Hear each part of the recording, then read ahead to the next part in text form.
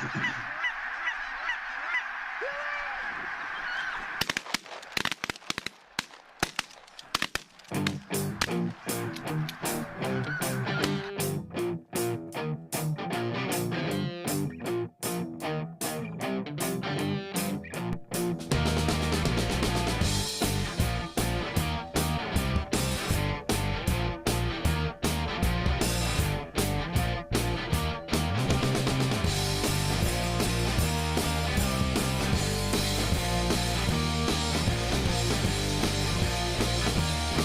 right, here we go. 3, 2, 1. Boom, and welcome to the Big Honker Podcast, brought to you by Double T British Kennels. I'm Jeff Stanfield with, he tries to fuck me in fantasy football all the time, Andy Shaver. Jeff Stanfield. Well, you did. I don't understand any of this. I don't understand where your hostility's coming from.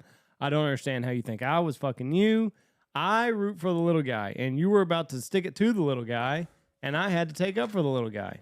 Let me tell you something. If you were have been an NFL team, if NFL, and you'd have known Jerry Jones, all the Herschel Walker shit, because you just screwed him on the deal. It's your job to shut up and just say, oh, that's a good deal for you, Jeff. Not say, oh, I'm going to call and let everybody. You call Blake Poppy and Josh Stoner to try to get I'm trying to get you a better deal. Yeah. No, you're trying to get you a better deal. You're trying to help Blake. Anyways, with us today, Dak Prescott and Michael Gallup for Justin Jefferson and Stephon Diggs is not a fair trade. No, but it was a good trade. It was a good trade for you. From the land of maple syrup, our buddy 1 Minute Mike Logan Pat, his friend Cooper Olmstead. Cooper, how are you doing? I'm good. How you guys doing? Doing good. We're ready for you to send us some cold weather and some birds. Well, not birds yet. We got a while to go, but colder weather would be nice. It's like 90 here right now, and it's October. I'm over it. It's supposed to be 71 or is 71 on high on Saturday here and 69 on Sunday. Thank God. And then right back up to the 80s. Well, that's at least it's cooling down a little bit. So you told me it's 54 degrees up there right now? Yeah. Yep. It's supposed to hit, 70 today. We'll see if it does, but it's going to get cold here. I think tomorrow the low is 24. So woof. Are y'all smoking the we birds? need some weather too. We need some new birds. Are y'all smoking them? Yeah, we've been doing pretty well. With what? With everything, or like ducks more than geese, or what? Oh, the honkers have been a little touch and go. We've been doing good with them lately. They gave us a run for our money though last week. This weather was awful, but ducks have been good. Snow geese have been real good too. So we've been kind of living and dying by the ducks and snows. I saw Nick Costas. He posted a Instagram video. Just the snow geese it seems unreal this year. Oh yeah, there are, and I think there's like pockets of them. Like there's an area north of us that didn't have much gray. Had 3 guys, and they shot their 60 yesterday afternoon with only 2 adults. Really? And like 39 or 38 Rossies. Yeah. Wow. That would be a lot of fun. Me and Andy are coming to Canada next year now that there's no jab rule. Have y'all had an influx of people contact now that there's no rule in on the vaccination? Not a ton. A couple guys, emailing and stuff like that. But I'm hoping it picks up next year. It gets back to where it was because it's been a rough few years for everybody. Yeah, I think next year will be the year that you can tell because so many people. Canada is not just the place that the average guy can be like, oh, I'm going to go there in 2 weeks. Like it takes a little bit of planning. Plus, guys weren't anticipating this no jab rule, to come into play. So they did. They made other arrangements for this waterfowl season. Right. Yeah. Their trips are already planned. We actually, I'd say we've had more guys contact us about the 2023 season than this previous one. Because like you said, guys, I'm going to go on 1 or 2 waterfowl trips this year, and then they're planned out ahead of time and everything. So, yeah, I didn't really think that we were going to get any guys, but you never know. Are the ducks starting to get their color, or are they still brown right now?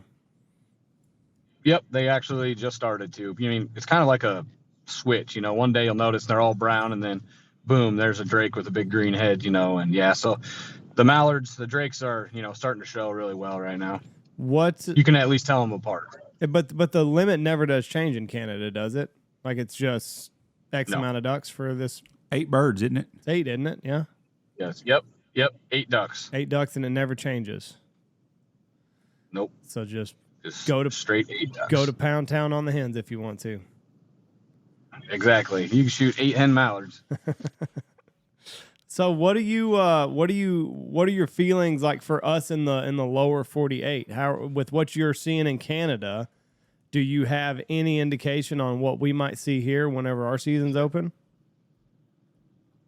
And I mean, everybody said duck numbers and stuff were down, but I mean, I haven't really been able to tell. Like, I think our duck numbers are pretty decent, at least where we are.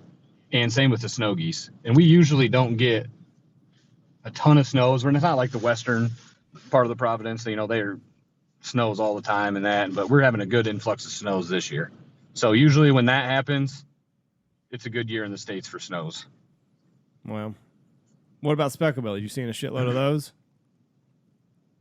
We don't have a ton of specs, but we did shoot, 12 or 15 yesterday. Now, so, I mean, that's good too. But I talked to some guys out west, and they're saying that they're not seeing any juvie specs. Mainly adults. That's what our bread and butter is. Yeah. That's. So I think the snows will be good though. And then I don't know. We're seeing a lot of lessers too. Well, that's good too. You guys shoot a lot of those too. Well, yeah, when conditions are right. Which who knows what it's going to be this year with everything being so dry in Nebraska and Kansas, and I mean, hell, we're dry too. But our water holes have water in them, but overall we're pretty dry. Are y'all dry up there also, or do y'all have some water? Yeah, so it's a lot wetter than it has been last year and the year before. I guess I wasn't up here the year before, but last year, everything pretty much dried up. And then they got a lot of snow and a lot of rain in the spring, so it filled a bunch of stuff up. But it's only rained once on us since we've been up here. I think we've only had to use side-by-sides once. So, it's still very dry up here, but at least the potholes and stuff, have some water in them as compared to last year. They didn't have any.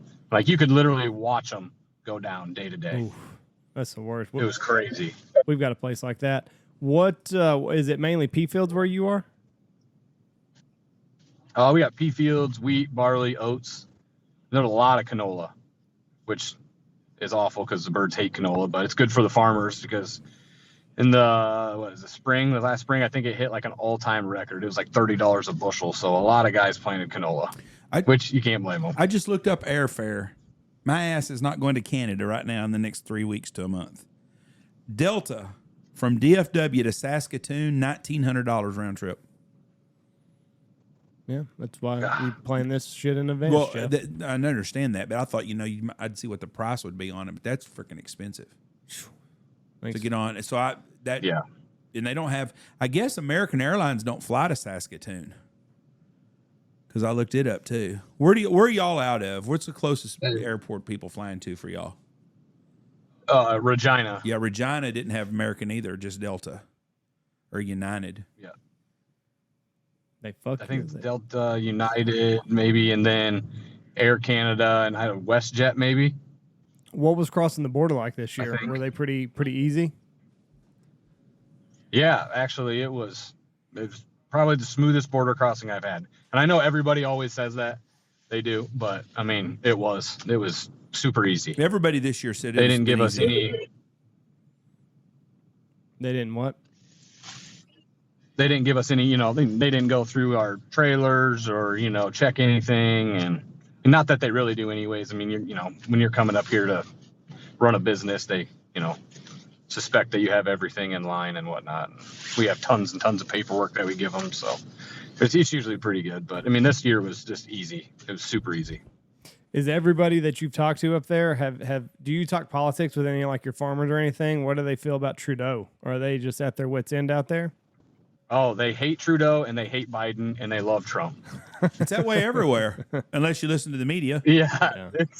It is. It's exactly like, in the States. They do. They love Trump and they hate Biden and they hate Trudeau. And they just laugh at Biden, just say he's a clown and it's comical and how's your country still running? And yeah. It barely is. It's a slow death process right now. If he gets reelected, we are fucked. So what did you're up there?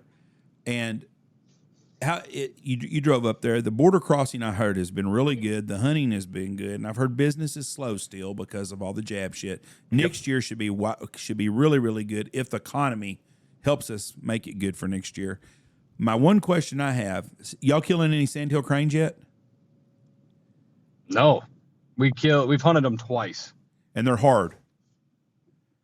Yes, but where they are, I have no idea. I couldn't even tell you the last time I saw a crane. I'm predicting right now the sandhill crane is going to be the hardest bird to hunt in the next 5 years in our country because they went from nobody hunting them all to everybody hunts them the same way, and we're shooting the piss out of them everywhere, and they're starting to catch on. Yeah.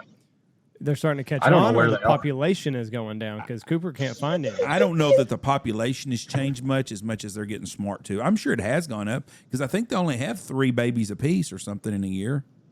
They don't have big hatches. Yeah, it's not many.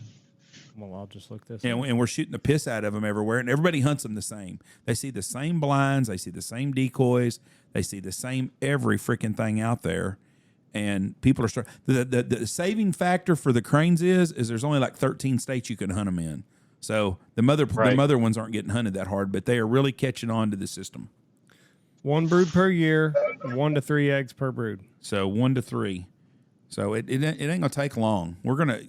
I think you're gonna see the limit go to 2 on them. The only thing that has kept it at 3 has been that there's so many places they don't hunt them. You know, they're overrunning the golf courses in Florida.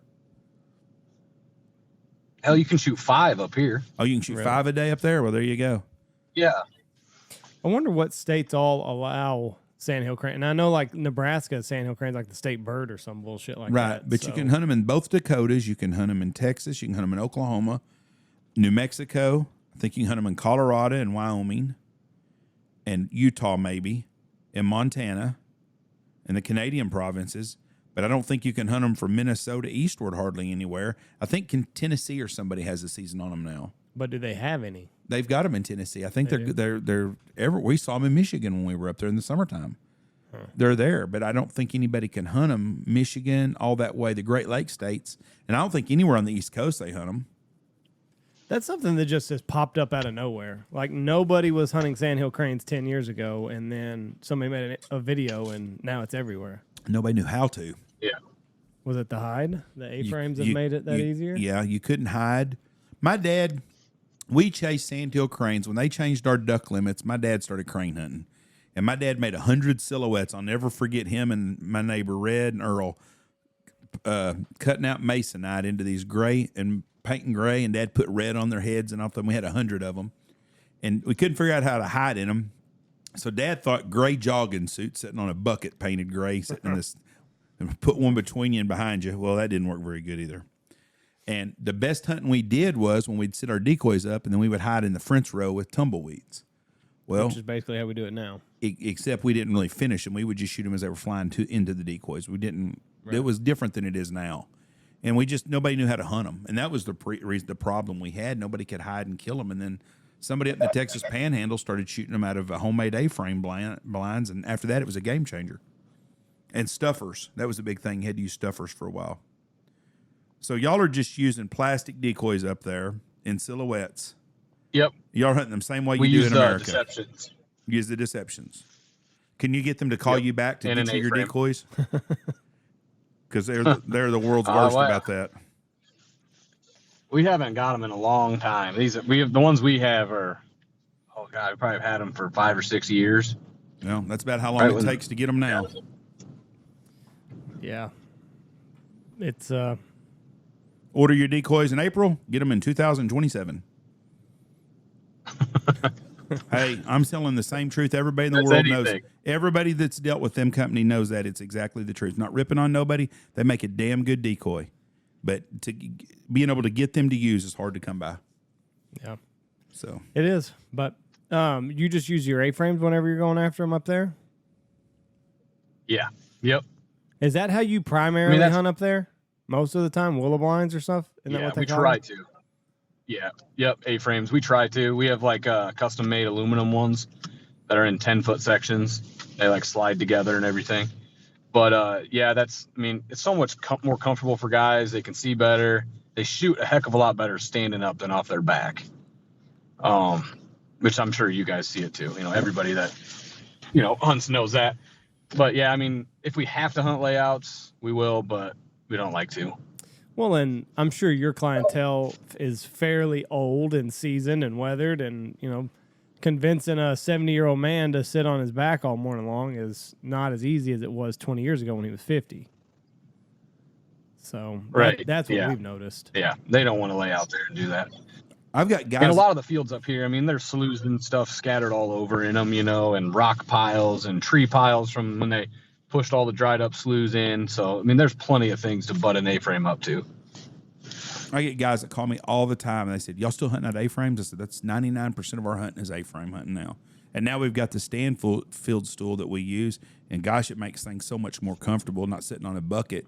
I don't know what we're going to improve on next. We went from laying on your back to sitting in an A-frame, from a bucket to a Stanfield stool that's got a swivel and a backrest.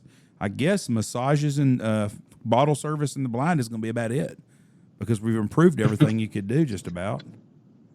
And then Andy and them run heaters in there sometimes. What's the Stanfield stool?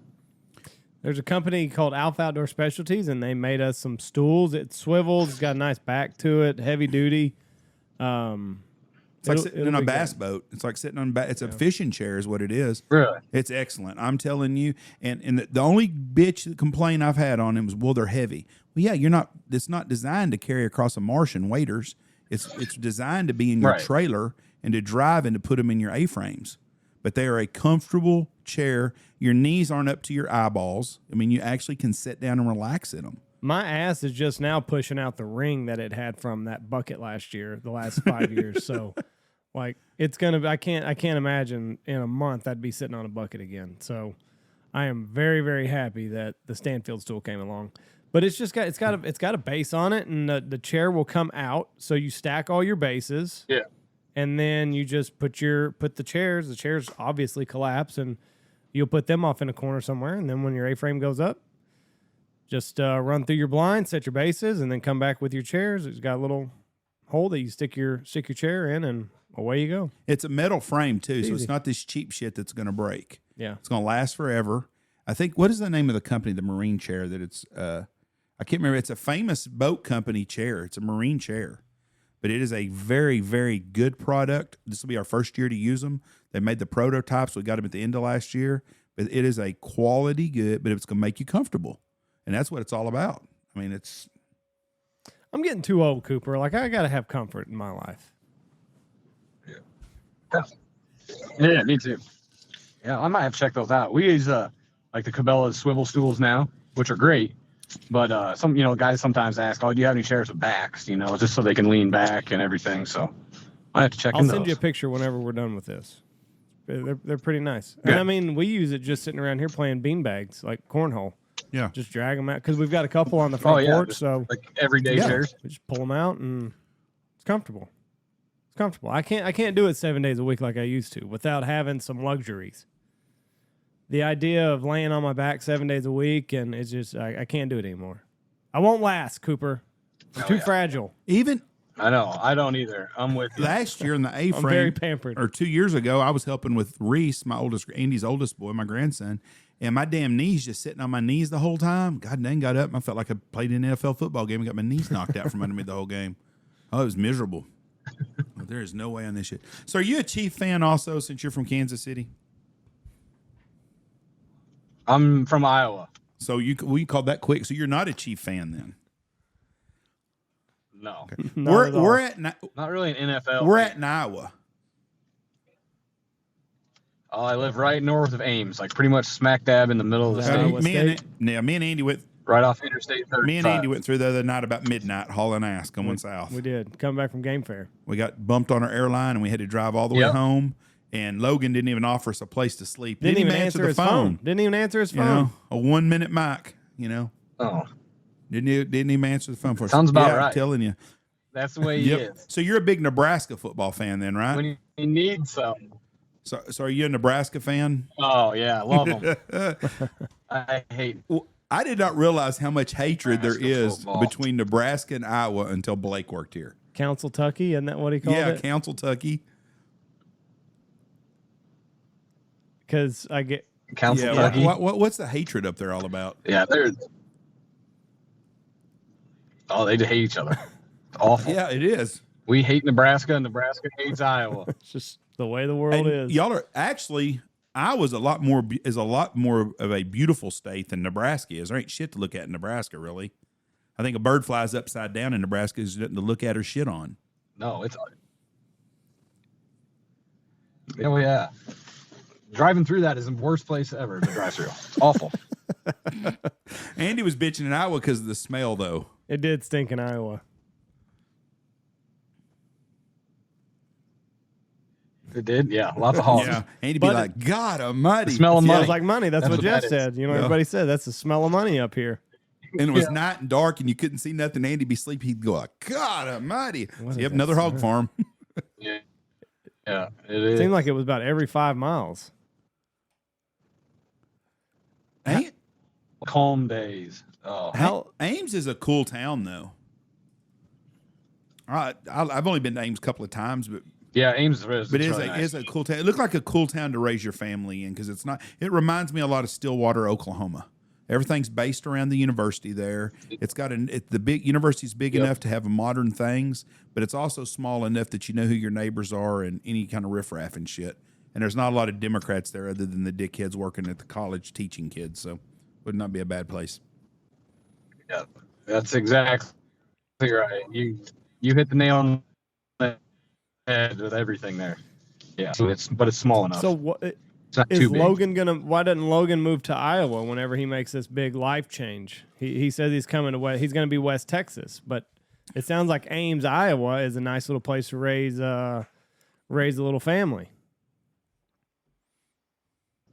I don't know. He told me. He said it was between Iowa and West Texas. Oh, really? So Iowa is in the running then? I did not I know don't know what he's this. gonna do. Yeah. That's what he said. Yeah. Wow.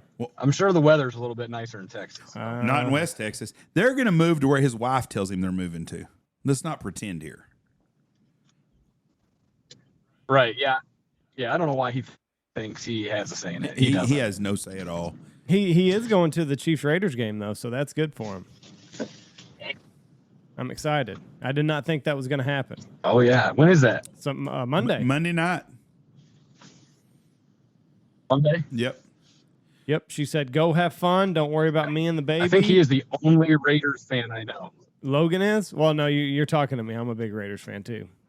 Well, Yeah. I jinxed them. Andy jumped on the Are you? Andy jumped on the bandwagon this year. But the funny part is, you heard what he said. Logan said, she said, go have fun, and he could go.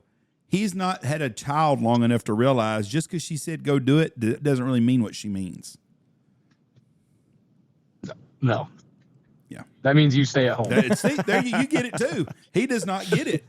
Yeah. Yeah. I told No. Logan he'd be fine. He could go. You know, don't come home. You know, belligerent or talking about how great the game was. Like you got to go, but you have to make it seem like it was a miserable experience. Like there was too much of a crowd. It was loud. There was a drunk guy in front of you. You didn't get to watch half the game. So like go, but when you come home and tell her about it, make it seem like it was miserable and a chore to watch, to sit through. Right. And then thank her for letting you go. Yeah. This is going to come down to one thing.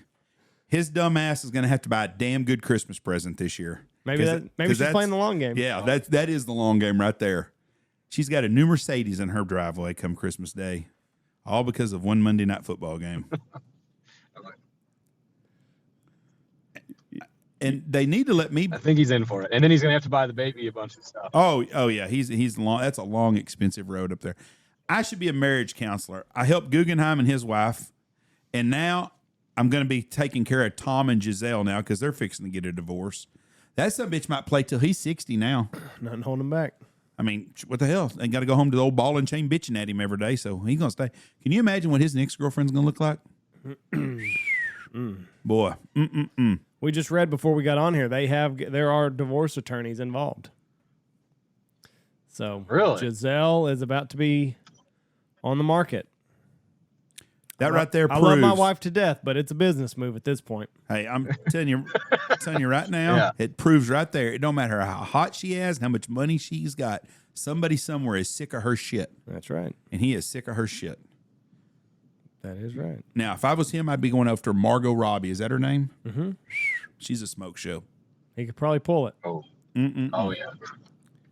And Barstool reported this. Like, it wasn't just some cheap ass, Podcast in West Texas. Yeah, no, it wasn't some just weird internet. Like Barstool, they're reputable. So, Who do you think's who's going to be in a relationship? So how's that going to work? Isn't she going to have to pay him? Probably. Doesn't she make more money than he does? Yeah, she'll have to pay him alimony. Now, this is the way the world works, people. Well, especially, we got a lot of women listen to us a lot more all the time. He's a gentleman. He's going to be like I'm going to be. He'd be like, you know what? You keep your money. We're done. That's fine. You keep your money. He ain't going to try to bang her eyeballs out like if it was the other way around. He's going to let her go and go down the road and do his own thing. Maybe if he did bang her eyeballs out, she'd still be there. Well, wouldn't it be fun to be his penis for the next 10 years? Woof. I feel sorry for that guy. He's going to put him into some awkward situations. Boy, what a life, man. We're all three thinking the same thing. Boy, it sure be fun. But, I mean, you're right, though. Like, Yeah, exactly. when is he going to quit? Oh, he has no reason to quit now. He might be playing forever. He might be the Packers' next quarterback after fucking Aaron Rodgers retires, Andy. I could get behind that. I'd do that. What is with Aaron Rodgers' haircut, too? What's wrong? What do you mean? He looks like the crackhead that works at 7-Eleven. He does. It's just an undercut. It's the same haircut that Brad Pitt has. In Fury? Yeah. In 1941. Or 43 or 44 or 45. Jeff, it's the most popular haircut of the last decade. I don't see Cooper wearing that haircut right now. Did you see that meme of Nicolas Cage and Con Air? Yes. It looks like Aaron I'm Rodgers. telling you. I mean, That looked just like it. if you saw him walking into a store, you would never think, I bet that's an NFL quarterback. You'd think, I bet that motherfucker's washing cars out in the parking lot to get meth. That's what he looks like. And it is amazing. I watched him play this weekend. The game is so slow when he's playing because he is so professional at what he does. He makes it look so simple. It's like he's got a switch he turns on when it's time to turn it on a little bit. Reminds me of the old Magic Johnson, Larry Bird in the NBA days. They just were so much better than everyone else around them. Reminds me of me when I'm hunting. It's just it all slows down, and I'll remind you of that this winter. Just get into the zone. There's plenty of times Aaron Rodgers looks pretty frustrated.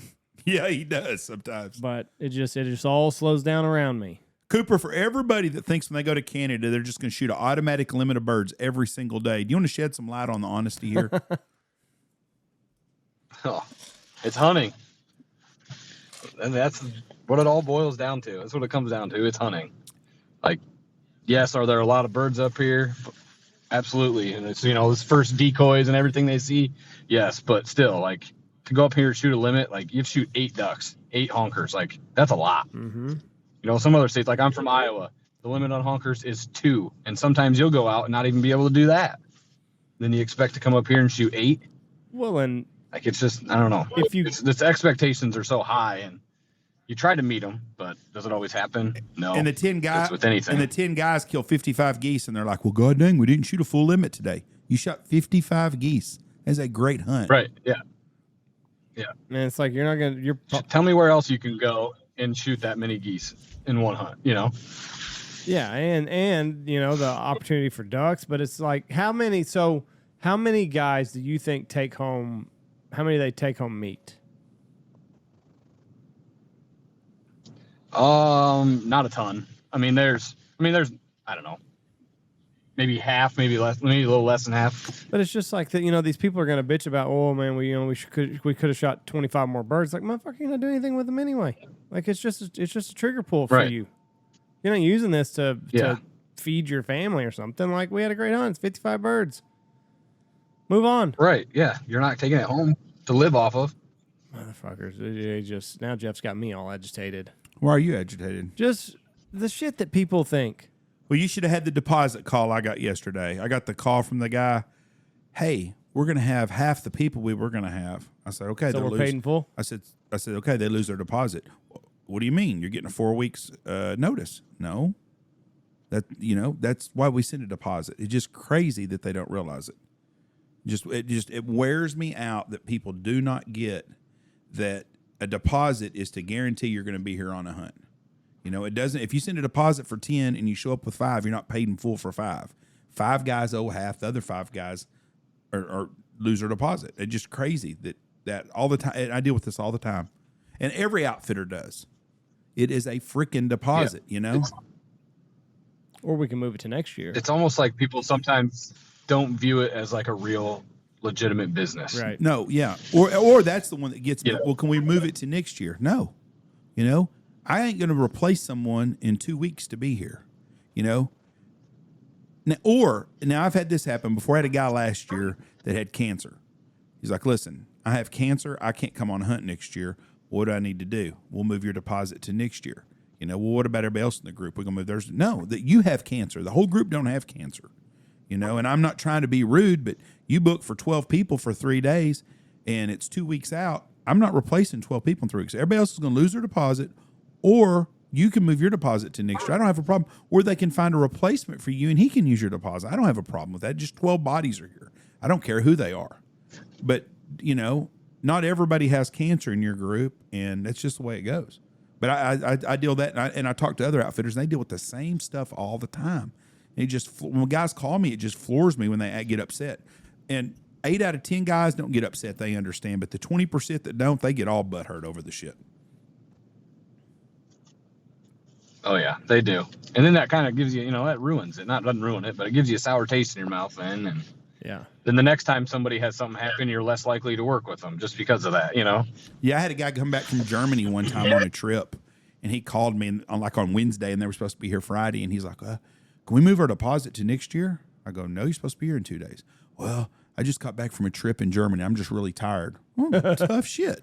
You know, either show up or you lose your deposit. You know, fuck. At least come up with some lie about some shit. My grandma got ran over by a reindeer, something, you know. Cancer. You know. Well, I didn't want to make sure. I want to be nice about that in case he really had cancer. I had that in court one time. I had an old boy and I was busting his balls about him paying his bill. And he'd come in and he's like, listen, he got in trouble for alcohol, for public intoxication. And it was happening like 2 or 3 times in a row, and they wrote him a ticket finally after about the 3rd time. So he comes and sees me. I said, well, okay, it's a $250 fine or whatever it was. Well, I'm on a fixed income and I'm sick. I'm having some health problems. I was like, well, if you're healthy enough to go down to the Allsup's and buy 12-pack of beer every night and get drunk and cause a problem, then you can pay your deal. So I made him pay me $50 a month. Worked it out, $50 a month for 5 months. The second month it comes in and he gives me the sob story again. You don't have the $50. I said, I'm sorry, you know, you're drinking. If you can afford beer, well, I've got cancer. I'm going to these treatments. I said, well, you can bring $50 if you can buy beer. He paid it again the next month. Well, the next month he didn't pay. And I looked through the book and I'm like, so about 2 months later, I asked my secretary, I said, hey, what's his name come in to pay? He hasn't paid in 2 months. What's going on? She goes, he died. What do you mean he died? She goes, well, he died. I said, what from? Well, cancer. He told you he had cancer. Shit, I didn't know he really had cancer that bad. I thought he was just trying to get out of his payment. Then I felt really bad. But damn, I owe him $100. So if I ever see him again, I'm going to let him get a refund on his $100. But I felt bad. So kind of like the goose deposit. You got to do what you got to do. So how long are you going to be in Canada, Cooper? Our last day is the 21st of October. Couple more weeks and that's it. So we got one. Yep. And that's it. And then you're going back to, are you going to be at Missouri working this year? Yep. So I'll go home for, I don't know, a week, 10 days probably, and then go down to Missouri.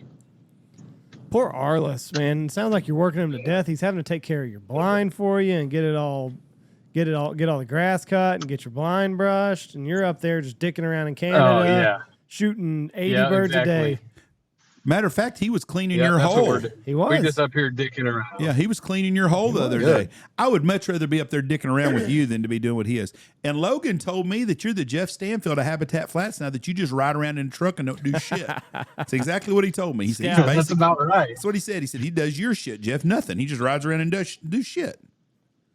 Yeah, that's exactly right. Ride around, just do nothing. That's the hardest job at the place.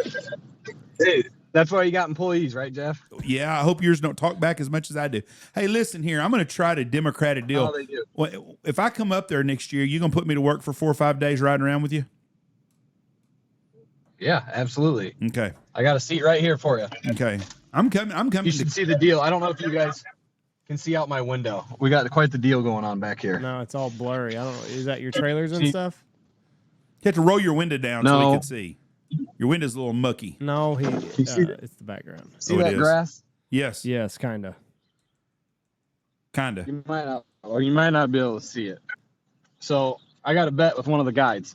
right outside the lodge here, there's a huge like grass pasture. And then there's a big waterway behind us. And so these honkers and stuff trade back and forth. So I got $100 bet. I pick a day, he picks a day. And if he shoots a decoying honker out there, I got to give him $100. And if he does, and so today was the day I picked because it's going to be 70 degrees and well, it's not now. It's only 55, but and a south wind. So tomorrow is his day. So you're betting he doesn't do it, or you're betting he does?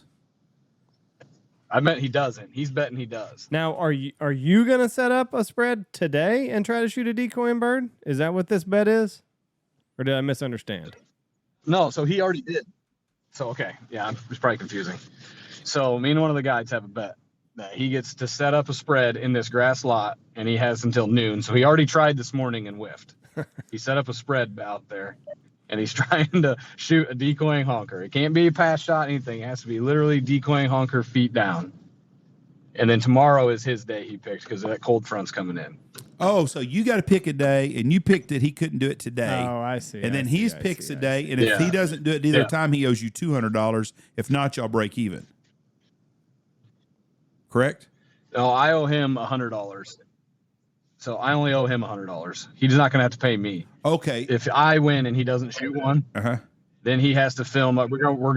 We have a couple days off coming off, and we're gonna go buddy hunt, and then he has to film and can't shoot. Oh, that's fucking sucks right there. That's bad.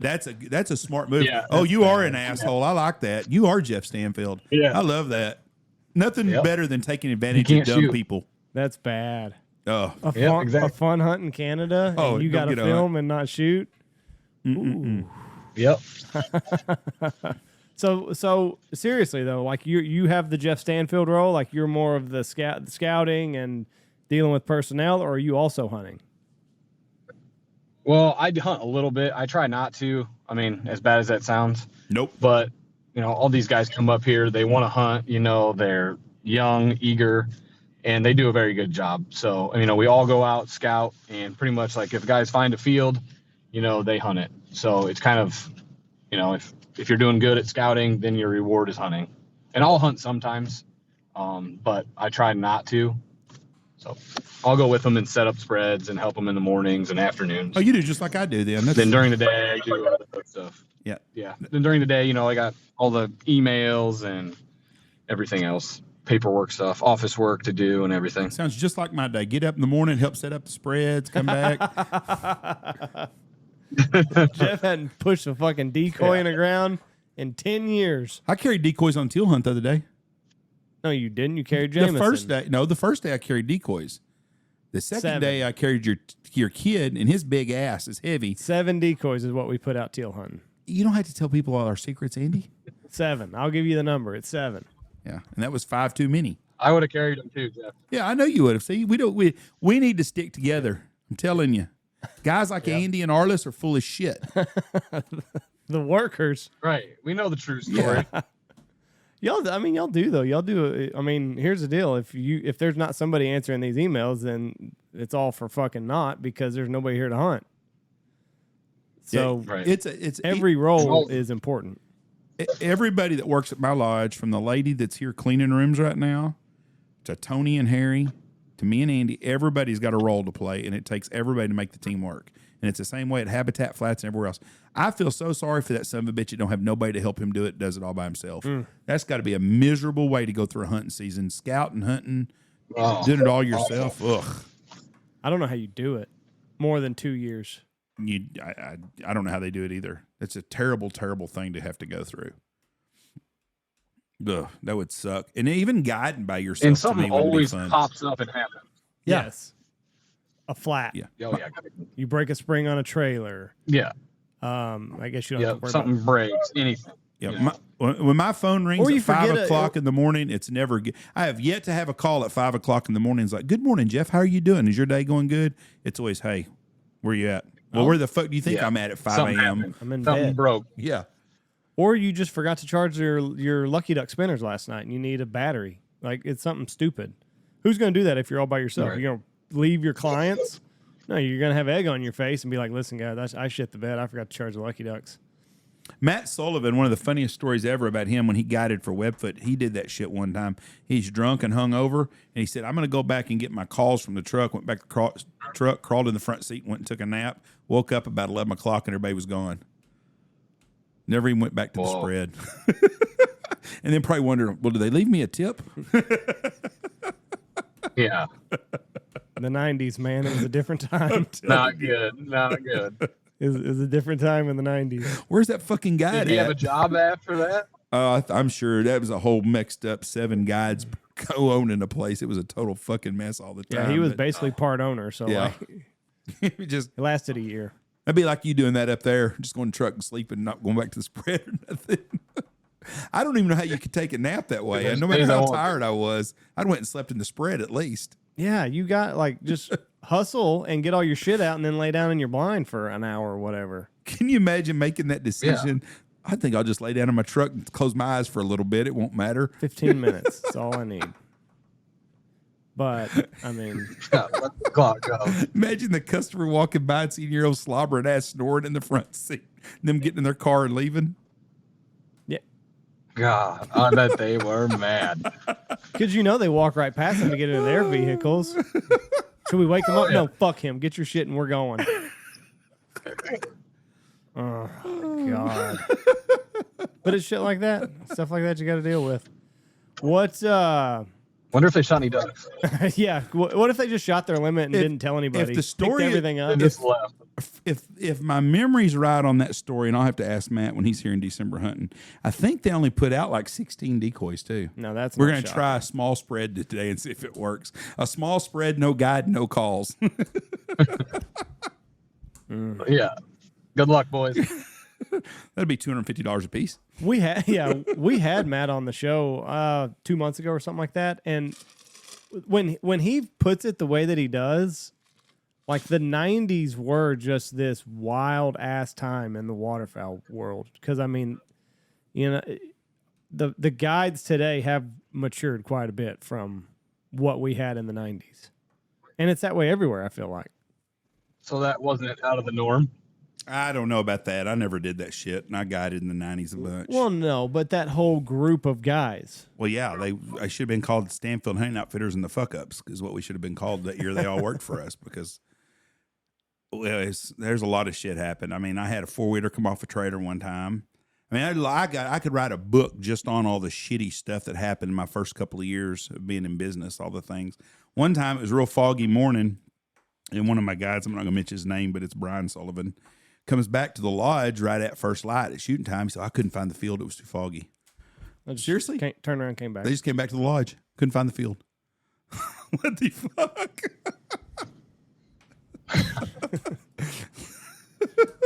All right. Yep. Just going to go back to the lodge. We're waiting for it to clear up, just guys. stuff like that all the time.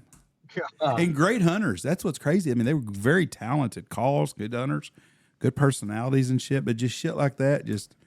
And early 20s and just living life. Yeah. Living life like early 20-year-olds should be doing. Without cell phones and Instagram and all that. No cell phones, just killing a shitload of birds every morning and living the dream and not a care in the world.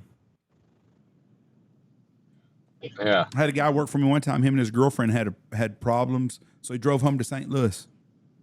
Like, got done hunting one day at Friday. Well, just left. Come back 5-6 days later. I mean, just shit like that.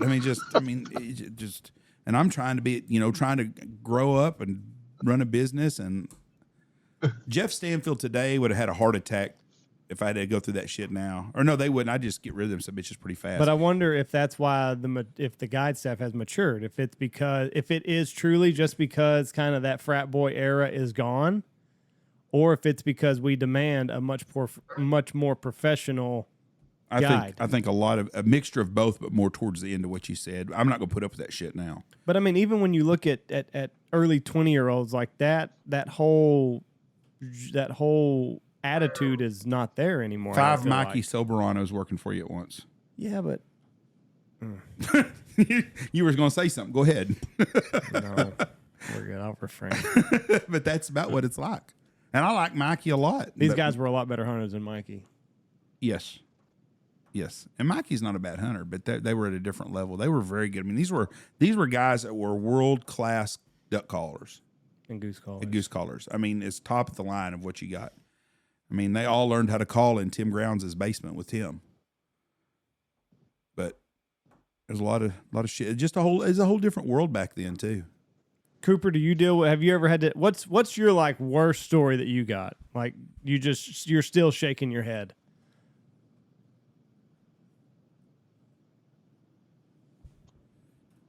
Oh, I don't know. I'd have to think on that. Anything close to the Jeff Stanfield 1994? No, I mean nothing that bad. I don't know. God, I'm trying to think. What have I had happen? We had a guy lose a trailer, and he met us in North Dakota. Didn't pin the trailer, lost the trailer. Luckily, the son of a bitch didn't flip, or we'd have really been fucked. We just lost headlights and got a phone call. The trailer came off the hitch. All the way in North Dakota. We haven't had a trailer come off, thank goodness. I mean, you'll have like jacks get ripped off or flat tires, you know. Yeah. How about this call, Jeff? This is from Zach, my middle son. So anytime he called me, if it was late at night, it was always something going on. Hey, what is it? You got some jumper cables? I go, yeah. Where are you at? At the piss field, one of the fields we hunt. I said, okay. What do you need? Well, the truck's dead in the spread. I get there. They left the car lights on, but didn't leave the motor running. And the guide's vehicle, the battery died. Nobody had jumper cables. It was in the fucking kill hole. So we had to jumper cable off out of the kill hole so we could get out to shoot birds. I always tell my guys to leave their trucks running and their window down in the morning. Don't even turn your truck off in the field. I don't. Because if we can't get that started, I don't know what. We had a guy that Andy was on a hunt one time and they smelt smoke and they went back and the guy had put the spotlight in the seat and it burned down the guy's seat. No, that wasn't me. No. It wasn't a guy. It was a guy, one of our customers. No, I know, but I wasn't on that hunt. I thought you were there that day. No, I just set my own seat on fire. Okay, well, Andy did do that with his too, but this guy did it and he come back and this guy said, hey, do you mind if I ride with you? And this guy said, no, not at all. So this guy jumps in this guy's truck and rides with him, then leaves his spotlight on and the seat comes back and the guy's truck's burned up the front of it. Oh, my bad. That's all he said, my bad. My bad. No big deal. Not exchanging insurance. You're not getting shit, but my fault. You got a metal frame where your seat used to be. Yeah. My bad. Yeah, but no, whenever I leave my truck running, lights on, obviously, because we set up in the headlights and I crack the window. I started doing that because my dog is inside and I don't want him locking me out. So I always crack the window. That way I can just reach my hand in. And he's done it before too. Like there's been times handles locked. So any of you aspiring guides out there, that happened to me too. That has happened to you also? Oh yeah. So any of you aspiring guides out there, always do that. Leave your truck running, crack the window. You can thank me later. You know, you had one of the most responsible guys ever work with you for a long time that worked for me in Austin Kaufman. If all of my guides came in and were like Austin Kaufman, I wouldn't have any problems at all. Very responsible, great work ethic. He was not lazy at all, went above and beyond, and never ever caused me a problem at all. And is very, very good at what he does. Yes, very, very good. But Austin Kaufmans weren't around in the 1990s. Very few. You know, you didn't have many of them. No, I had the opposite end of that a lot of times. That's why someone like Austin still today stands out. I thought, boy, he's not a fuck up at all. But no, I had some guys. Dave Reese never caused me a problem. Him and Johnny Riker. I've had lots of good guys. Majority of my guys are really good. You know, Brian Hall, great guys. Dane, Mags. I mean, they didn't never cause no problems. But man, those early years and some of the shit I went through makes me appreciate more. That's why when someone comes in here and they really fuck something up, it's hard for me to say that's the stupidest thing I've ever seen, because I've got Matt chasing a guy in the parking lot for not leaving a tip with it. Did you leave Jeff my tip? And, you know, I didn't call you a motherfucker. I said you reminded me of a motherfucker, shit like that going on. So, you know, it takes a lot for somebody to do something that says, I can't believe you did that. It's hard to find it's, if you think about it, as crazy as it is, and you find guides, so you find people from all over the country, right? Like we have people from all over, and they're all very good at what they do. And then you put them in like a stressful situation where they get no sleep and they still get along. Like, Yes. It's shocking, 'cause it doesn't always happen. But I mean, like right now, our guys all get along. They're from different parts of the states, and everybody gets along fine. I don't know how it happened, knock on wood, but I haven't had a guy that the other guys really didn't like in a long time. Mikey. Everybody liked Mikey. They just thought he was a fuck up. That enchilada night, Well, there was some hatred. Yeah, but Stoner's kind of bitchy sometimes anyways. I love Josh to death, but he is awful bitchy. It was January, so. Yeah, and everybody's tired by the end of the year. I'll tell you who got their ass chewed out over. Do you know about the enchiladas? Josh Stoner, Mikey ate the last of the enchiladas, and Stoner raised hell about it, and we talked about it on the podcast. It was dumb on Mikey's part. But I'll tell you who got an ass chewing out of this is me. Because 2 nights later, Mikey bought himself a pizza. He didn't want to eat what we had. We're in here playing poker, and he comes in with a box of pizza, and we all walked in there, and everybody got a piece of pizza, and there wasn't one fucking piece of pizza left for him to eat. My wife was pissed at me about that. Why? There you are in your fraternity with all your little frat boys like you're 18 years old again, have to go eat the boys' pizza. He screwed up on the enchiladas, but boy, y'all showed him by eating all of his pizza. We had to show him. Well, after she explained it to me that way, it wasn't as funny. Jeff, half the shit that goes on is not that funny whenever you're deeply offended. Well, she was offended. And she was deeply on my ass that night about it. What made what made the enchiladas bad was that Mikey had already had enchiladas, and he went and got seconds and ate the last of them. That's what sent it over the top. Not thinking of others. Understandable. And it's not like we didn't have enchiladas. We had plenty of food for everyone to eat here, but we had enchiladas just for the guys in back. And Stoner had been scouting all evening. Mikey sat at the lodge. He played the Jeff role and got people into their room, so he had already had enchiladas. Stoner got in from scouting, wanted some of these, realized that Mikey is shoveling the last of the enchiladas for the second time into his face, and all hell erupted. Yeah, I don't blame him. That's the enchilada story. But you just never know what's going to set people off. But Mikey was well liked. Mikey just fucked up a lot of shit. Mikey was not even the worst guide we've had the last 10 years by close. He's not even the bottom 5. Now you got me thinking. Well, I don't want to call him out on the deal because I don't like to call people out. Now I'm worried. So there's this new app. It's the Hunt Proof app, and we're going to be able to. You can catalog all of your hunts, and Jeff will be able to see the exact number that everybody puts up. I am very nervous that I am going to be the weak link at Stanfield Hunting Outfitters. Might be good that I came up with a podcast because we start seeing numbers in black and white, and I might be getting the boot. Yeah, you got the podcast fall back on. Can't get rid of it. Yeah. No, I'm way too valuable.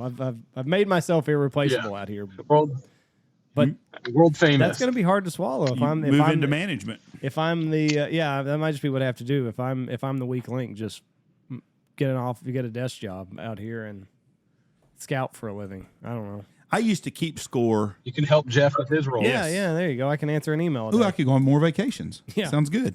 28 years ago, I kept score. I had a board in the office, the lodge, and had where everybody hunted, all my fields named, and had how many birds we'd killed. And then I had a list of the guides and what they had done the day before. I had this old guy named Smokey that worked here, and Smokey was single-digit Rathburns, what we should have called him, because everybody else would shoot a full limit. Every single day we would shoot a full limit, and then Smokey would have 3 or 4 or 0 every day. And I finally realized after about the third night in a row at dinner, somebody goes, "Who are we hunting with?" Went Smokey. "Oh, fuck, he didn't kill shit today. He only killed 4 birds. Everybody else shot 30s and stuff." Third day in a row of doing that shit, I got rid of that part of the deal. But I used to keep the birds per average per day of each client we hunted and stuff. Really, really vain shit that we shouldn't have done. But at that time, when you're 23 years old and you're killing 10,000 birds, you think you can walk on water. Yeah. So, do you have most of the same guys there? From the years past, Yes. or from Missouri? Well, yeah, both. Yeah, I have all the. Yeah, I have one new guy this year, but all the other guys were here last year. And then will they also all go to Missouri and finish out the year down there, or do some of them scatter? Yeah, all of them but one. Yep. So There's 5 of us that go down to Missouri and work at the lodges there. So I mean, that's the nice thing, I guess you could say about it, is we can keep guys busy for a long time. Yeah, but Start the beginning of September, pretty much all the way through the middle of March. that's a long time together, though. Like, if there ever was going to be a blow up, I could see snow geese, and you've heard that same collar going for a month straight. Yeah. Tops will blow. I mean, don't get me wrong. There are some blow ups and stuff, but, nothing like, oh, I hate you. I never want to see you again. I'm going to kill you. Shit. No, that happens at my just house. more like a screaming match for 5 minutes, and then they're good. Yeah. Well, I mean, that just comes with the territory, I mean, That's going to be Logan's house after he comes back from that football game on Monday night. screaming match. Oh, yeah. Listen, if you live next to the Pius, just Monday night or it'd be Tuesday morning about 3:00, just let that one slide. Don't call the cops; they're fine. Do y'all have got some people? If I'm, and I know it's Habitat Flats. Do y'all have the crazy lady in the family that clean birds down the road from y'all? Yeah. They're not crazy; they're just hard workers. The Montgomerys. Yeah. Yeah, they're not crazy. They're good people. But oh yeah, they have that's the picking shack. they're kind of rednecks, right? Oh yeah, Yeah, big time. that's what I was thinking. Yep. But they're good people. I heard they're good people, but they're like true blue rednecks, big time. Yes. Yep. 100%. I got a cousin Cletus and everything. well, I mean, Yeah. they do they do anything else but clean your birds? Like, or is this where they make their money for the year? Oh, they do some other stuff here and there, but that's the majority of what they do. You see, Mainly what they do. Yeah. what do you do with your Clean what do you birds. do with your birds? Hey, in I'll tell you Canada? what, though, you'll never find a bird that's better. What do we do with birds here? We have a guy up here that cleans them too. Oh, nice, but not like the Montgomerys. Yep. And then we get no, not like the Montgomerys. No, So do you not like the do Montgomerys. y'all give the birds to charity up there? Oh yeah, we donate the birds. We'll have them made into sausage and donate them. I'm telling you right now, there shouldn't be a hungry Canadian in the world because everybody up there I know that goes waterfowl hunts gives their birds to charity up there. Yep. So how much sausage are y'all giving away? Gosh almighty, it must be 1,000 pounds of that stuff. I think I think we lost him. I think we're losing Cooper. We lost you for a second. How much do y'all have to donate each year? How much we need to. You broke Much, up it there. said as much as we need to. Oh, right. I couldn't tell you the weight. I do love goose and duck sausage though. I couldn't tell you. I don't know exact number. You put a little bit of like jalapeno and It's cheddar good. in it though? Nope, ours is just straight meat. We don't put like cheese or pepper or anything. The guy that makes it doesn't. Oh, Ugh. that's the way to do it. I don't. It's still really good. There It is is? no way in hell. Ugh. No. You don't know that. Yes, Jeff. I do too. He might put something I delicious don't- in it. It's Canada. They don't have no spices anyways. They put some gravy on it and cheddar and they call it poutine or some shit. No. Hell no. What is your favorite Canadian dish? Oh, Used to be Olivia Newton-John. maybe pierogies or poutine. Pierogi. Yeah, it's been potato dumplings. Did we have pierogi? I don't know. Yep, those are I don't good. know if you've ever had it or not. It's- A good fried pierogi. yeah. Huh. It's a potato dumpling. I've had poutine and I never thought poutine was the greatest in I the think world. it's poutine. Or poutine or whatever the hell you call it. It's just brown gravy, cheese curds, and French fries. You isn't gotta it? get good gravy. That makes or break it. He had it at Dairy Queen though, so like Yeah, it doesn't That's all count. it is. No, it wasn't Dairy Queen. It was, It was at Dairy Queen. what's that thing's called up there that's like Dairy Queen? A&W. But No. we went to a Dairy Queen. What is the place called that's everywhere up there? Fred Rogers or some shit? Tim Hortons. Tim Hortons, yeah, Fred Rogers. You had poutine at Tim Hortons? Something like that. Fred Rogers. It's Dairy Queen. Yeah. Does Tim Hortons have poutine? Yeah, they live and die by Tim Hortons. Yeah, that's their main. It's like a Dunkin' Donuts. Yeah, it's a Whataburger of Texas for Canada. Except breakfast and coffee. Do they have poutine there or poutine or whatever? Like yeah. I don't know. Maybe I did I'll have have it. to go check. Maybe I did have it at Dairy Queen. I'm telling you, I remember because we were all disappointed. They in have the it at burger. Dairy Queen. Yeah. Yeah, my buddy Steve Barber was there. I said, "You can try that poutine right there." He said, "Hell, I bought some in Puerto Rico once. I didn't know you could buy it in Canada at a convenience store or drive through." I said, "Well, that's what they got here." All Are you? So what would you give this season before we let you go? Like, been pretty good. Been struggle bus a little bit, right in the middle. It's been good. No, I'd say it's been pretty good. It's been pretty good. You're about a month in. So. I'd rate it at not the best season ever, but not the worst, and I don't know, probably above average. There you go. Because the snow geese are good, ducks are good, so I would say it's above average. And appreciate never. We've been probably averaging, I don't know, 100 birds a day. Jesus. And appreciating every bit of it, because after COVID, you just appreciate the little things now. Oh, absolutely. You're just thankful to be up here and get across the border. Yeah. Yep. I mean, there was a time that we really didn't know if that was going to happen again. Exactly. No.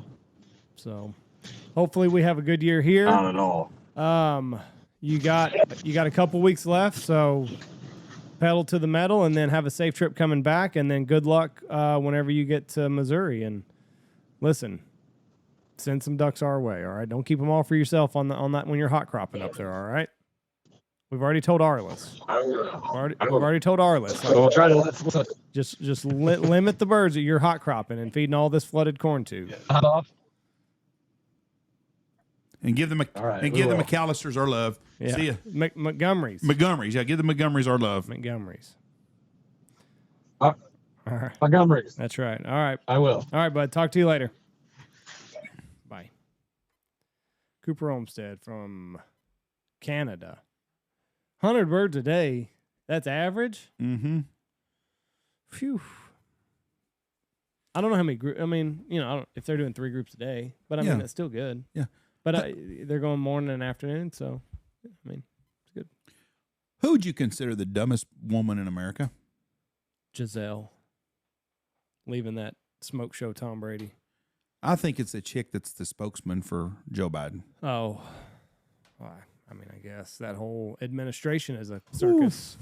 Why? What does she do now? Oh, just someone asked her today if he was responsible for the gas prices going down when they were. Yes. Well, is he responsible now that they're all going back up again? There's too many variables there. Of course there is. There was something else in the world I was going to talk about. Oh, had something to do with sports. It was Antonio Brown and his Showed deal. his wiener. Boy, that guy's got a hose on him. I didn't look at the picture on him. Well, it's all blurred out, but I mean, It was a big blur job. It looks like a mag light. He's a dumbass. I think he's really got problems from when he got hit by Vontaze Burfict. They say he's got chronic CTE real bad. So, I don't know. There's some other things in the world I want to talk about. Did you see Joe Biden talking about his cognitive decline? No. It's bad. Oh, he's horrible. But he talked about it? Yeah. I know he said he was in Puerto Rico now, and he was raised like a Puerto Rican or some shit. Let me see if this is it. And the mainstream media just covers up for him. That's what's hilarious about the whole deal. They do not cover any of it. He was on like ABC or something. It was in like a one-on-one interview. That's not it. There's something else going on in the world of sports that's really big right now, and I cannot think of what it was. I did see where Shannon Sharp came out and criticized Antonio Brown, and I'm not a big Shannon Sharp guy, but I was with him with that one. It was pretty interesting. And then he did take up for Brett Favre in a way. Someone asked if Brett Favre should be removed from the Hall of Fame. He said, absolutely not. And I agree with him. What you do on the football field has nothing to do with what you do off the football field. That's right. And, O.J. Simpson, is he still in the Hall of Fame? Well, O.J. Simpson's innocent. Right, I understand that. But I'm just saying, even if he would have been found guilty, it has nothing to do with what he did on the football field. So you don't think that anybody can get taken out of the Hall of Fame no matter what they did? Not for what you did on the football field. Off the baseball field or the basketball field. No. If you play on a basketball court and you're a Hall of Fame, you should be in there because of what you did in the court. Don't have anything to do with off the court stuff. Or the field or in the baseball diamond or whatever. Pete Rose should be in the Baseball Hall of Fame. But he's not. So obviously the off field does. Well, Kurt Schilling's not in there because he's a conservative. So obviously it does. The riders. But once you're in there, they shouldn't be able to take you out for something you've done. This is it. I really believe that. But somebody asked him, like, what do you think about your, have you declined cognitively? And it's a jumbled mess. Boy, everything he says is a jumbled mess. He's not no more in charge than me and you are. And we all know that. I mean, he all the time talks about getting in trouble for saying this or that. You're the president. You shouldn't get in trouble for that. Say whatever you want to say. You are the president, the sitting president of the United States of America, sadly. It's not going to show anything. There's 5 episodes into Dahmer, and it's not gory like I thought it was going to be. I'm not going to watch that. There's something going on that I was going to talk about, and it's not Brett Favre, but it's something going on in the sports world that's affecting other things. I cannot remember what it is. I bet it doesn't affect anything else. Yeah, it does, but I can't remember what it was. It was something. I mean, somebody messaged me and asked me if we were going to talk about it, and I cannot remember what it was. So I guess it really don't matter. So if it's sports and politics, probably doesn't matter. Can't think about it. All right. Well, we appreciate everyone listening to us. Thank you very much. We did lose the swag this week. Again? Lost by half a game. Mm-hmm. Half a game? I lost by half a game. If the Rams would have covered last night, it would have been my lock, and I would have been in. Me and him both took San Francisco. He hit both his lock and his underdog. I messed up on my lock. So how did I do? Andy, how far behind was I? Out, okay. How far behind was I? Well, I can count him up. He totaled him because he called me yesterday. Let me know. Oh, he did? Said, well, it's just between me and you. He said, of course, Andy's not in the middle of it again as well. That's getting to be quite the done. It is just a bad year for Shaver. Miami at Cincy. He took Miami, didn't he? Yep. Who won? Cincy. Vikings at Saints. We all took Minnesota. Cleveland, Atlanta. Atlanta won. I took it. Y'all both lost that. Buffalo at Ravens. We all took Buffalo. We all took Dallas. That was my lock. Detroit and Seattle. You took Seattle. Me and him both took Detroit. We got a loss. Houston at the Chargers. The guest took the Chargers. He lost. Tennessee at the Colts. Tennessee won. Wait, the Chargers didn't win? No, Houston did. What? Yes. Look it up by about 13 points. The Giants won. We all took that. Philly beat Jacksonville. We all took that. Arizona at Carolina. I took Carolina. I lost. Arizona won. Green Bay. We all took it. Las Vegas and Denver. Denver lost. Y'all took Las Vegas. I took Denver. Tampa Bay at Kansas City. I took Tampa Bay. Y'all both took Kansas City. And the Rams we all took. So how am I sucking hind tit? That's what he told me that you did, but you lost 1, 2, 3 games. He lost 1, 2, 3, 4, 5 games. You won 4, 5. Yeah. You won 5 games. Or you lost. You won it. You won this week, so we didn't lose no swag. That's what I thought. Yeah. You were reading that off, and I'm like, when am I going to go to shit? Yeah. Nope. You took Cleveland, lost. You got the Colts, lost. And you got the Rams, lost. You got everybody else right. That's 13-3. And you got your underdog. The Chargers won, Jeff. No, they didn't. Yeah, the Chargers won. Yes. You said they lost. No. I'm sorry. Houston lost. Chargers. Me and you both took the Chargers. And he took Houston? Yep. So you won. So we didn't lose no swag this week. The gentleman that won for week 3 with Douglas, I messaged you the what you need. So just let me know what you want. But if you look at my I got to start going off of that. I got to start putting in my pick'ems off that because you do better there than you do in the contest. Way fucking better. I only got like 6 right in the in our pool. So well, you got you went 13-3 and you got both the 2, so you hit 15-3 this week. Jeez, which is a good week. Just fucking stud is what I am, Jeff. 1, 2, 3, 4, 5. I went 11-5 and I got 1 extra, so I went 12-5. You went 15-3. 1, 2, 3, 4, 5. He went 11-5. He went 13-5 because he had his 2 bonus. So 15-3 makes 34. I'm 46-24.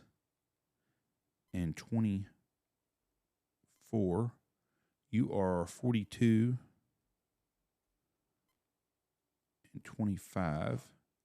And the guests are 44-27. Who did I take in the Detroit? So I'm still winning. Seattle game? You took Seattle. See, I took Detroit on here. No, well, I'm sorry. You lost Cleveland, you lost the Colts, and you lost the Rams. And I'm going to tell you right now. On here, I lost the Bengals. I lost Detroit. I lost Pittsburgh. I lost the Browns. I lost the Colts. I lost... Well, you done better on the pick'em game now. Commanders. I lost the Ravens. And I lost L.A. Everybody lost L.A. Well, I'm going to tell you what, the Rams, 49ers look really good. Dallas is going to have Garoppolo, baby. Yep. Dallas is going to have the first. No, it's Debo Samuels. Garoppolo is going to have their, or not Garoppolo. Cooper Rush is going to have his first deal if he plays Sunday. Now, I feel sorry for Dak because Dallas's offensive line is not very good, and the Giants were without Thibodeau really, and the Redskins didn't have Chase Young, and that hurts them a little bit. I'm not taking away from nothing from Cooper because Cooper's played really well. He has. Situational football has been very good. But the Rams and Aaron Donald bring a whole new monster to that game. Mm-hmm. So whether Dak plays or Cooper Rush does, they're going to be a lot more on their ass. And the Cowboys' defense has been very, very good. They have a top 5 defense. I've been impressed with their defense. But they've played the Rams and the Redskins' offensive line and the Colts or the Bengals, and they all three have a terrible offensive line. Right. So that it's going to be interesting. But I'm going to tell you what, the 49ers ran through the fucking Rams last night. I'm telling you, they look really, really, really good. Wasn't even close. No, their defense was amazing because they should have had another pick 6 in the game. Yeah. So, anyways, I'm glad to see that. Longhorns and Sooners play this week. Neither team's ranked. You know who's beat the most ranked teams this year in college football? I know they're fixing to play the 5th ranked team in a row is the Texas Tech Red Raiders. The Texas Tech but Red how Raiders. many teams have they beat that are ranked? 3? 2.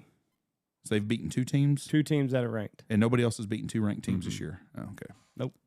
Well, who's Tech lose to this week? Raider Power. Who do they play this weekend? I have no idea. Boy, you are quite look it up. the alumni. Hmm? Kansas and TCU play. College game day is at Lawrence, Kansas.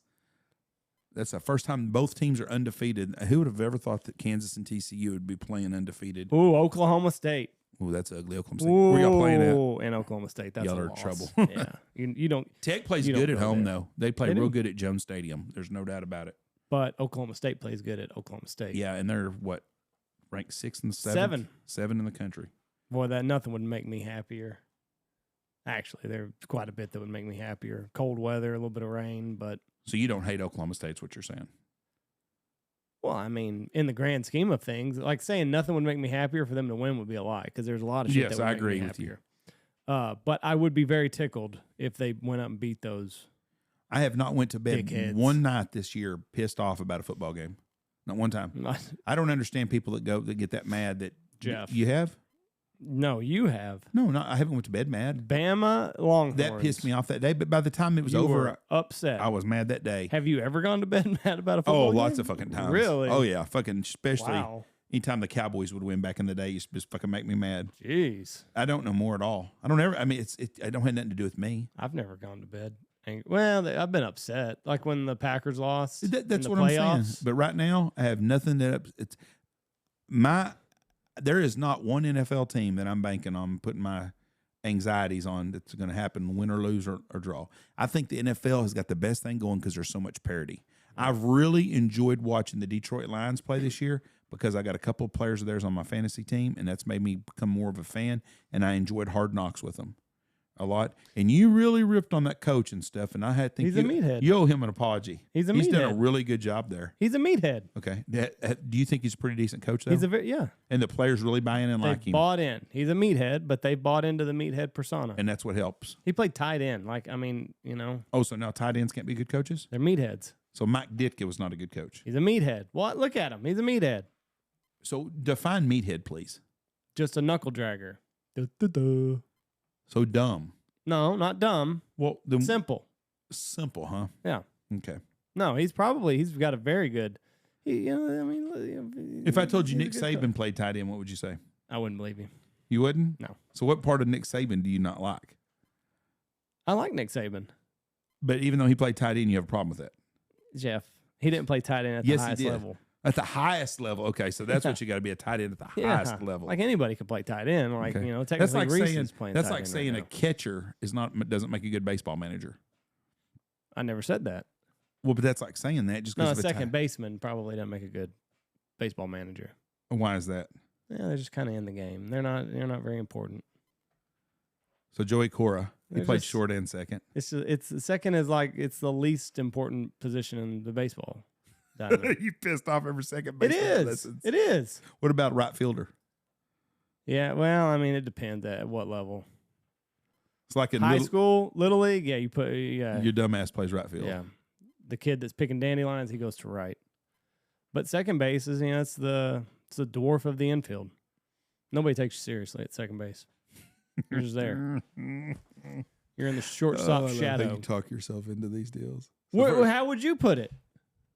If you had to list of importance players in the baseball diamond, the catcher and the shortstop. Shortstop, catcher. Well, I just meant the 4. Oh, between the short third baseman? Yeah. If you got legit baseball players, they're all very important. You got to have a kid that can catch it, can play first, a big tall kid. Your third baseman's got to have a rifle arm. Your shortstop's got to have a glove. He's got to have a glove at the hot corner. But your second baseman pulls double plays, and I mean, they're all important. But if you had to rank it, you would put second baseman at number 4. I would put my first baseman there. No. All he's got to do is be able to catch. No. Jeff, you got a lot. A lot of thinking going on at first base. You don't let anything go by you. Well, all of them. That you could say that for everyone. Yeah, but if you start off slow at first base and you let that first guy on, you're gonna have issues. I put first baseman last. Well, that's why you weren't a very good baseball manager. You're Everybody knows right. it. Everybody knows it. Nick Saban really played tight end. I have no idea. I just knew that you'd start. I don't think he did. I don't know nothing about Nick Saban on that. Well, he called out a reporter. I don't even know what it was about. Basically the reporter wanted to know like what the personnel was going to be, and he's like, "The fuck are you talking about?" Did you see DeSantis call out the employer or the reporter about why they didn't evacuate Fort Myers? Yeah. And why it was Tampa Bay? He goes, "Well, where were you at? Were you in Lee County in Tampa Bay?" Yeah, because that's where everybody thought everything was going to happen to. More or less flipped the script on her.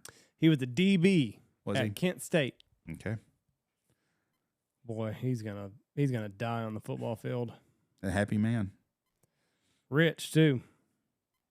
He's the best. What do you think? You think him and Belichick hang out in the off season? I think they coached together at one time at Cleveland. I think Saban coached under Belichick at Cleveland. I think you might be right. Great coaches. Yeah. Nick Saban was Belichick's defensive coordinator on the Cleveland Browns for 4 years. Yeah, great coaches. Really great coaches. And sad thing is, this will probably be Belichick's last year. You know what's funny about that thing, though, is Saban is where he needs to be in college football. Because in college football, you don't have to draft your players; you can recruit them. Mm-hmm. And he's been able to keep. He does not seem like he's Mr. Personality either. Like I don't know how he's recruiting some of these kids. You go to the NFL. If you come to Alabama, it's kind of like this. You get a recruiting trip to Alabama, you walk in the door and he said, "Son, if you come to Alabama, we're going to be playing for the national championship. If you go to Oklahoma, we're still going to be playing for national championship at Alabama." But there had to be a start of this. Like he didn't just walk in and Alabama was this prestigious program. Like he had to start it up. No, they were still winning. They had a couple of bad years. But he had been at LSU and had won a national championship. And I think he was banging some people and they ran him off. I don't know the whole story. Then he took the job at Miami. And then when he left Miami, as soon as he went to Alabama, all them top recruits that were at LSU, everybody that knew about LSU wanted to come play football for him at Alabama. It took him 1 year to get his recruits there, and then from then on, it's been a pipeline. But I think he can sell those kids. I can put you in the NFL. That's what he did at LSU. And he's done a great job at every position except quarterback. And I tell you where you're wrong. What? The Mayfield experiment. What do you mean? Baker Mayfield is done. He looks horrible. Finished. Horrible. Sam Darnold comes back, he might not have a job. I don't know if Sam Darnold will do any better with that offensive line. They're a horrible offensive line. And that makes a quarterback. Jalen Hurts is the best OU quarterback in the league right now. He's the best Alabama quarterback in the league now, too. Probably ever.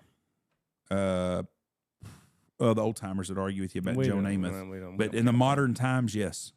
We don't count And you know what? They were talking about him being in a quarterback battle with Minshew before the season started. Mm-hmm. He looks really, really good. That offense runs through him. They run it really good. Tua looked really good. Tua might not play again. And he may not play again. Scrambled his eggs. Big time. They fired that guy now. But I don't think that I'm not saying that Baker Mayfield couldn't go to a team with a good offensive line and be a damn good quarterback. He's been awful everywhere. He wasn't bad at Cleveland. Poison. His stats were not that bad. The Poison. Players liked him.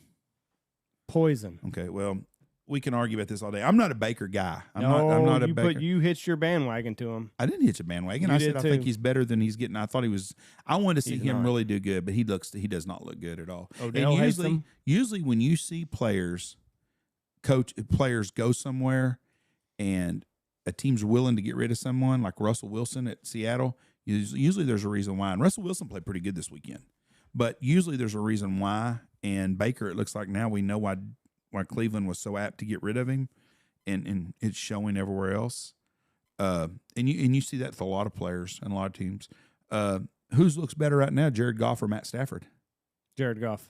Yep, a lot better. Because maybe Jared Goff's a meathead, and they're talking to one another. Him and the meathead coach. Him and the meathead coach. Dan Campbell's done a fantastic job. Those kids bought into that program. They're a young football team. They got a good young roster. And I think that's what they bought into, that us against the world mentality. The only one you of get them, a bunch of veterans, and they might not like Dan Campbell. He's done very good. The only person that's not doing a very good job coaching on that team is Aaron Glenn, their defensive coordinator. Because they can't stop anybody from fucking scoring. But my God, but you know what? They're the only fun team to watch in football right now. Them in Philly. They're the only one scoring points. Fantasy football has been boring. You know, even last night that game was what at halftime? 14-9? 14-6. 14-6 or something. 8-point ball game at halftime. Debo had the only touchdown in the game. I mean, it just is not much going on. Mm-mm. And there is some really good defenses, but man, the offenses are not coming around at all. Sunday night wasn't bad. But it was kind of Mahomes. It was just kind of the Mahomes show. Yeah. Tom Brady is really getting frustrated. His offensive line's not very good either. Mm-mm. And it shows. But you give him a little bit of time and a line, and he's dangerous. He can zip it. Yeah. I saw a stat today. Saquon Barkley's the number one fantasy quarterback through 4 games. It's the lowest we've had in 22 years for number one fantasy quarterback, running back. Teams cannot run the ball no more, hardly. Saban's been married since 71. Good for him. No, good for Saban. Found his queen and didn't let her go. Sound like at LSU he almost got rid of her, though. Jeff. Don't know the whole story, but I'm just telling you. We don't need Saban on our ass. So Tennessee is playing at LSU this week. Does Tennessee's Cinderella story end this week at number 7? No. They keep riding. And does Josh Heupel go back to Oklahoma after this year? And they get rid of the Oklahoma coach if he don't do any better? I don't even know where Heupel is. He's at Tennessee. Oh. Number 8 versus number 25. Are you pulling for Tennessee? Fuck yeah. Me and Orion, we'll be texting it up. What time's that game? 11 o'clock on Saturday, so I won't get to watch it. Reese has flag football. We're at Hermley, Texas. 2 hours away. Will not be at Hermley. And then next week, Bama goes to Knoxville. Rocky Top, baby. Rocky Top. 2:30 in the afternoon next Saturday. That'll be a good game. I saw where Coach only got to do part of the college game day last weekend. Who? Oh, Herb Street or no, Corso? Yeah, Corso. Yep. Corso's got Bidenisms. It happens. Well, what's his name's a weird dude? Pat McAfee. That's a weird cat. Making a lot of money. I'm not saying he's not making a lot of money. He's a weird cat though. He's done well. He looks himself. like he should be on World Wrestling. He does do World Wrestling, and that's what he needs to be doing. You can tell. He's good at it. But he's a smart guy. I listen to him talk. He's a really intelligent person, but he's out there. He's a different cat. He's done well for himself since leaving the NFL. Probably made more money off the field. I bet you by a whole lot. A whole lot. I don't know what his contract's, what, $20 million a year with whatever it is? I don't know. He was making a lot of money. A lot of do-re or whatever you call it. What do you say? Do-re-mi. Do-re-mi. Making a lot of do-re-mi. $30 million a year from FanDuel. Wow. Hell of a deal. He did well. All right, y'all. Thank y'all for listening to us. God bless y'all. Have a great week. Have a pick'em contest. Have another podcast this week and a pick'em. I don't know who our guest picker is going to be yet. Anyways, thank y'all for listening. Bye. Go check out our sponsors. Go check out Alpha Outdoor Specialties, Bangtail Whiskey, Stanfield Hunting Outfitters, Dirty Duck Coffee. Use the promo code Big Honker, 15% off. Ducks Unlimited, Double T British Kennels, Looking Glass Podcast, Lucky Duck, Pacific Calls, BHP 25, save 25%. Shin Gear Waders, Gundog Outdoors, Dive Bomb, and Boss Shot Shells.